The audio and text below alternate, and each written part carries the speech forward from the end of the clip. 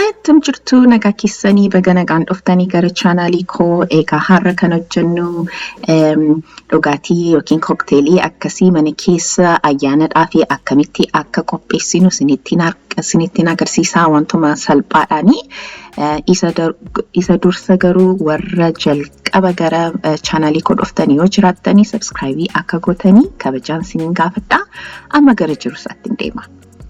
Egaa kun akka argitanitti jalqaba wanta na barbaachisu qopheessee dhiyeesseera. Egaa wanta na barbaachisu birciqqoo isatti dhiyeessinu, wanta itti maknu, biiraa jijimbilaa, siiraappii jijimbilaa, voodkaa, cabbii fi naanaa yookiin mint jedhanii afaan Ingiliziitiin baalasaa inni nu barbaachisa jechuudha. Egaa siiraappii jijimbilli maaliin hin hojjedhe manumatti qopheessee jijimbilaaf bishaan danfiseetanii sukkaarumatti naqeeni. Egaa kana fakkaata. Amma gara jiruusaatti deema. Egaa jiruu koo kan hin jalqaba voodkaa isaanan safaraa. Kubbayyaa tokkoo fi afur 1/4 cup yookiin immoo aunsii 2 isa safaree gadan buusaa. Isa booddee baala mintii yookiin naanaa kana baala isaarraa funaaneetanii xinnoo ishee nan tumaa. See tumamu fooliin isaa hin ba'a.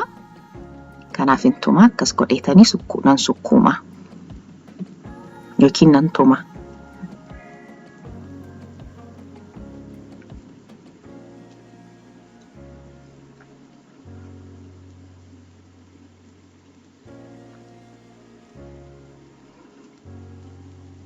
Isa booddee egaa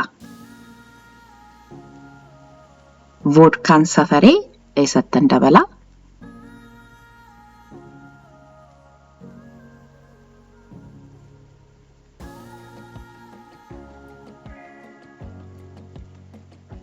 Isa booddee cabbiittan naqa.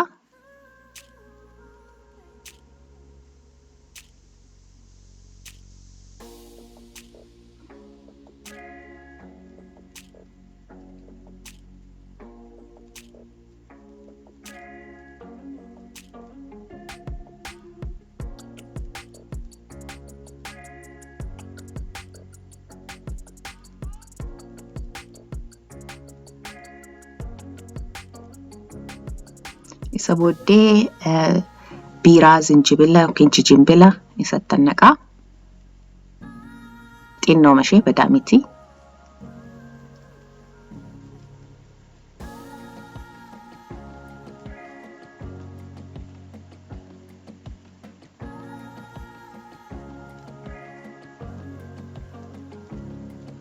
Isa booddee egaa siiraappii isa jijimbila bishaanii fi jijimbila bishaaniin godhee danfisee sukkaara isattan naqee isa moottan dabala.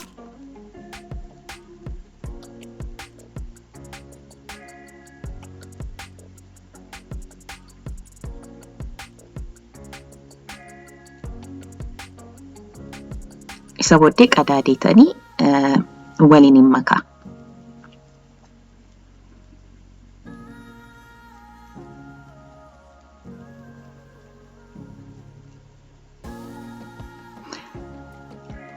Erga waliin hin makee booddee egaa birciqqootti buusaa. Ilaa kana fakkaata. Ilaa akkam akka bareedu akka miidhagu.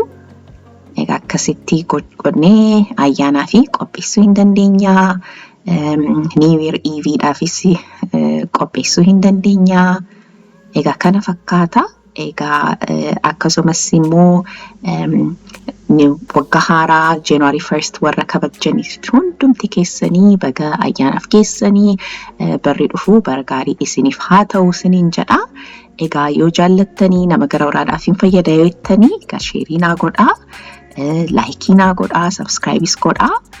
Egaa viidiyoo itti aanutti immoo amma wal agarrutti ulfaadhaa isiniin jedha. Nagaatti.